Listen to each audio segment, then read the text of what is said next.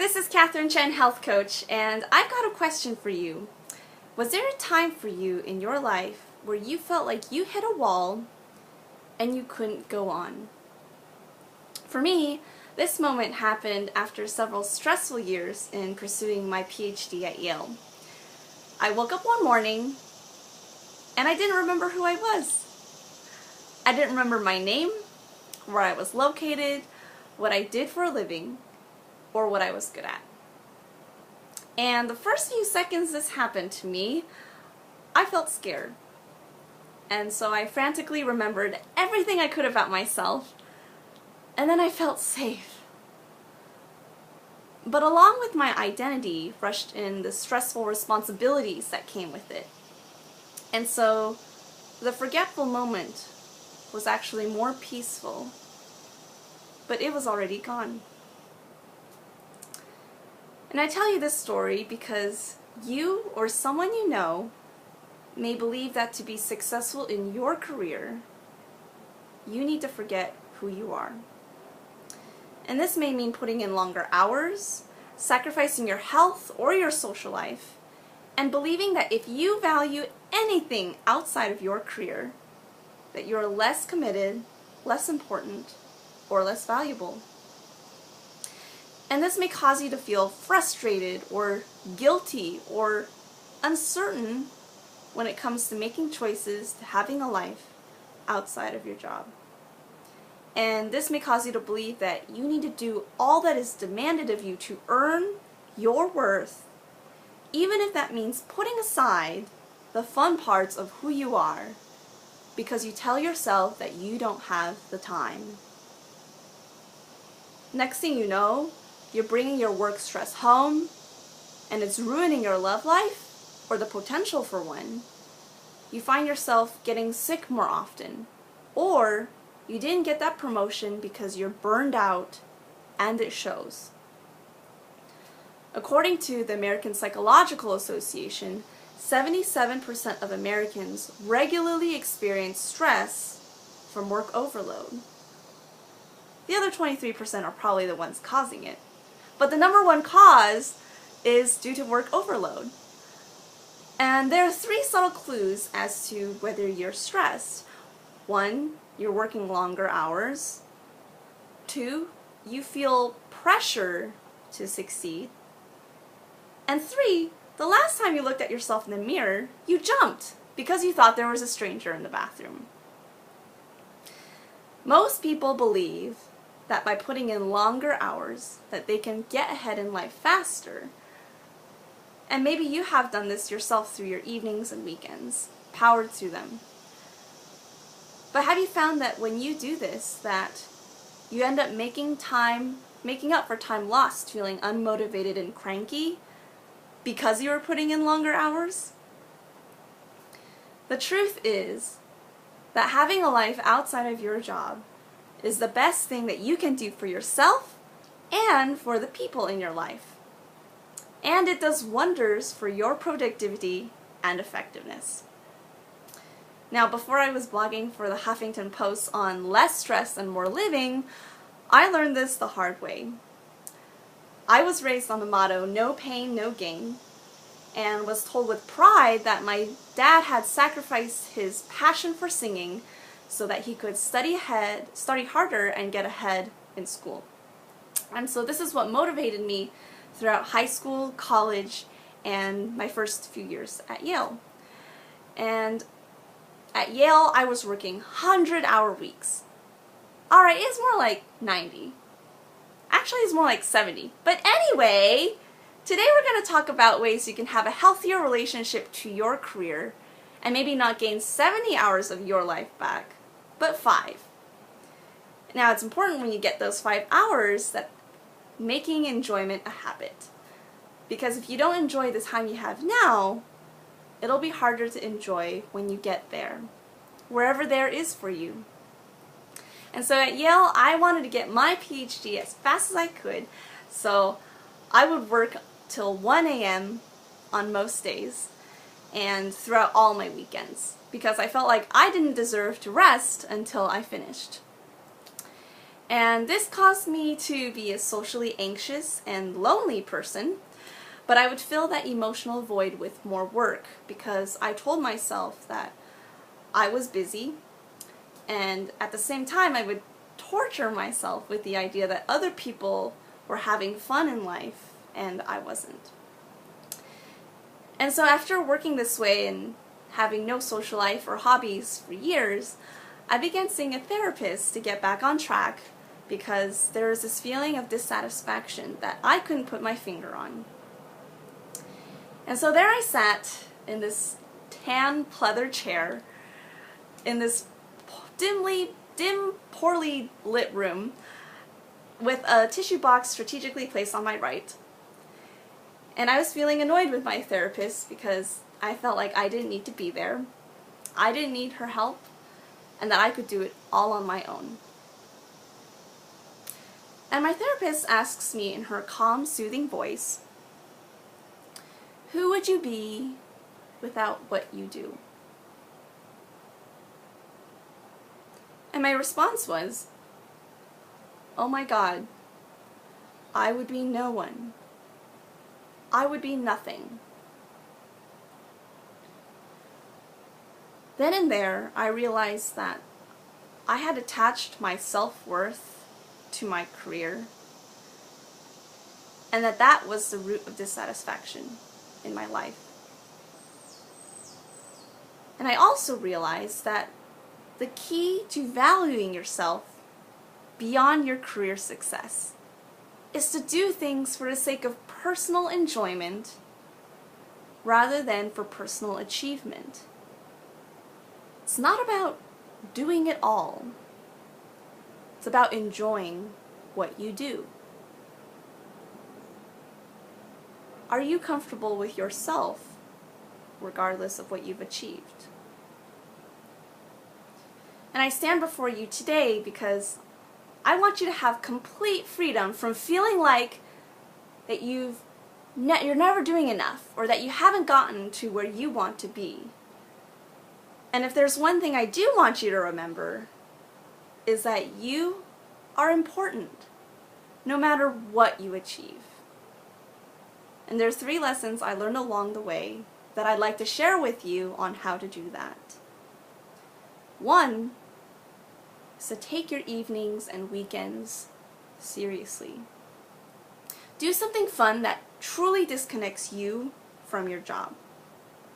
So one of my clients was a young woman who worked in a high-power PR firm based in Manhattan, and she was regularly staying late at the office. And so she would come home, lose track of time, sleep late, and not have enough time to get a workout done in the morning, which she loved. And as a result, she was always tired, slightly sick, or just feeling like not totally happy with her life. And so after working together, she began to honor her time away from the office and get an extra hour and a half sleep a night, wake up early and get some cardio done in the morning. And so, are you willing to have a healthier lifestyle by truly disconnecting from your job? What will you be doing this weekend to disconnect? The second lesson that I learned was to release the guilt. You may not know this, but Ph.D. scientist is a term derived from Latin meaning you will be guilt-tripped into working on the weekends. Most of the high achievers I talked to would feel guilty if they weren't working on the weekends. Or, if they were working on the weekends, they would feel like they were missing out on life, and so they weren't truly engaged anyway. And so this kind of yo-yo would really compromise their ability to be effective on the job and their ability to take time for themselves. And so to study this, a Harvard Business School professor, Leslie Perlow, conducted a study on one of the most prestigious consulting firms in the world, where people felt guilty if they weren't working all the time. And because being on 24/7 there was considered a badge of honor. However, by forcing consultants to take one predicted night off a week, really changed the way they defined as good work. The result? Increased job satisfaction, increased ability to take personal time for themselves, and 70% of consultants who did take time for themselves, that predicted time off, were willing to consider consulting for a long-term career, compared to 49% of the consultants who did not take that time off. And this is amazing, considering this is an industry that is notorious for high turnover. And so, are you comfortable with your limits? I encourage you to take your downtime seriously without feeling bad about it. Which leads me to my third lesson, and that is that it's okay to say no. Saying no gives you the energy to focus on what's truly important to you. Now, towards the end of my PhD, my boss came up to me and asked me if I wanted to take on a second project, and as much as I wanted to show him how capable I was, there just weren't enough hours in the day. At the same time, I was nervous of what he would say if I refused, and I was scared that he would think less of my capabilities. And so as he stood there waiting for my response, I took a deep breath and I told him, if I took on this second project, it would compromise the progress that I'm making on my current project, and I wouldn't be as effective as I would like to be on both. And to my surprise, he understood, and he respected my boundaries and took the project to someone else who had a lesser workload. And in the end, I'm glad that I stood up for myself and said no. Jody Glickman, a former investment banker at Goldman Sachs and the writer for the Harvard Business Review, said that being able to say no is key to being great on the job. And it's possible to do it in a way while sounding smart, capable, and competent. In her book, Great on the Job, she says that people wrongly assume that they cannot manage or control their workloads or their assignments, when in fact they can. Are you saying no to what doesn't serve you? And so, by taking my downtime seriously, releasing my guilt, and being comfortable with saying no, I owned my worth, rather than earning it from somewhere else. And I know that these steps work because I learned the power of living my personal definition of success the hard way. And I know that you can own your worth too. And what happened was that I became less upset when things didn't go my way, less annoyed and frustrated with other people and myself, and my dating life took off because I was creating thriving relationships where I wasn't trying to prove myself. I also had more energy and pursued outrageous activities I never thought I would do, like performing for a belly dancing troupe or performing stand-up comedy to more than 100 people twice just because I wanted to. And so, are you living your personal definition of success? So many people see success and failure as black and white, but to own your worth, I encourage you to see your successes in shades of gray.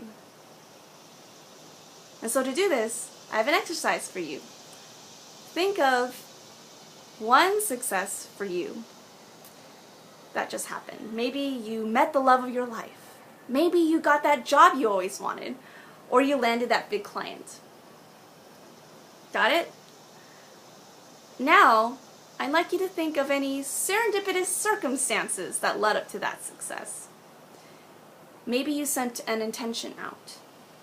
Maybe the timing seemed so right, or there was a series of miraculous events that led up to that success. And when you thought of that, I'd like you to thank yourself for paying attention to it and acting on it. Really bask in the shades of gray of your success and own your role in it. And so, back to my forgetful moment where I hit my wall, I realized that we are who we are before we remember who we are. We are not the degrees or the titles that are hung on our walls, but rather we are the wall itself. Now, don't get me wrong, I think it's fun to decorate our walls. I think it makes life more personalized and more interesting. But are you overloading your wall? Can you see it? Acknowledge it. Because if you don't, it just might crumble under the weight of it all. Or worse, you might forget that it's there altogether. You are important, no matter what you achieve. And it's by believing that you are worthy of the life that you're meant to live is when you begin to live it. And when you do, you will become a force that is unstoppable. Thank you so much.